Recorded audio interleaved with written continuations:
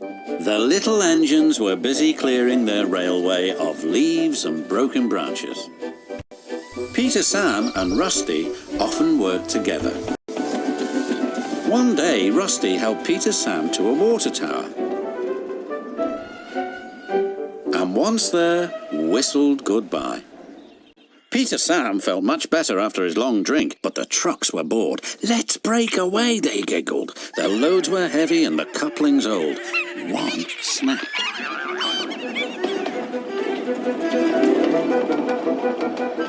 "Faster, faster!" shouted the trucks. A sign read, "Slow, steep bends and ravine ahead," but the silly trucks never saw it.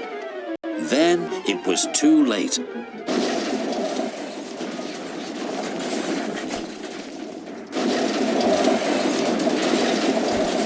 Peter Sam arrived at the scene of the disaster. His driver sighed. "This was our fault, we didn't secure them properly. We'll have to get help to pull them out. The fat controller will be very annoyed." And he was. "You will shunt trucks in the yards till I can trust you again."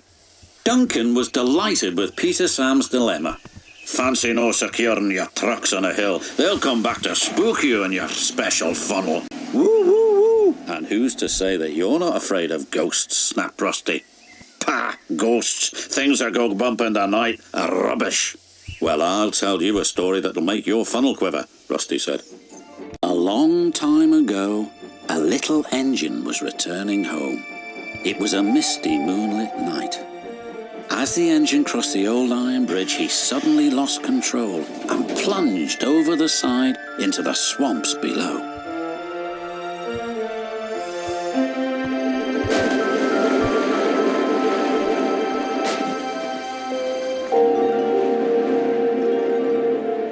He was never found again. But many a workman will tell you that when the moon is full, they have seen the little engine trying to get home, but he never reaches the other side. "So what do you think of that, Duncan?" "Pah, nonsense," replied Duncan, and he puffed away. "Never mind him, Peter Sam. He'd be frightened if he really saw a ghost." This gave Peter Sam's driver an idea. "Let's play a trick on Duncan." The next day, he spoke to Duncan's driver and fireman, who agreed. "We'll do it tonight," they said. Duncan had to take coal trucks to the slate mines, and then bring slate trucks back. Duncan's driver decided as part of the plan to cross the old iron bridge. "Haunted bridge, pah," snorted Duncan. "It's as tame as a pet rabbit." But all the same, he kept thinking about Rusty's story. When dusk fell, he was keen to leave. "If we don't go now, Scarlet will take my favourite place in the sheds." "We can't go back until we've collected all the trucks," his driver replied. He could see their plan was working because Duncan was nervous. When night fell, they set off. The moon was full, and the mists were rising around the old iron bridge. Duncan whistled, and the sound echoed everywhere.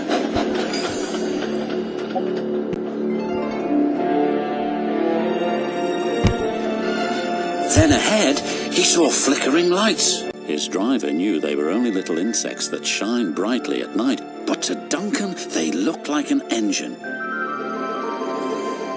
Next, his driver secretly threw a rock from the cab into the ravine below. "It's the ghost! Take me back! Take me back, please!"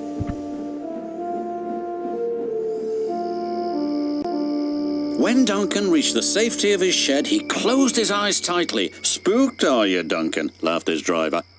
"No," wailed Duncan, "I'm asleep," and refused to open his eyes. He did, though, when he thought his driver wasn't looking, just to make sure that he was still there.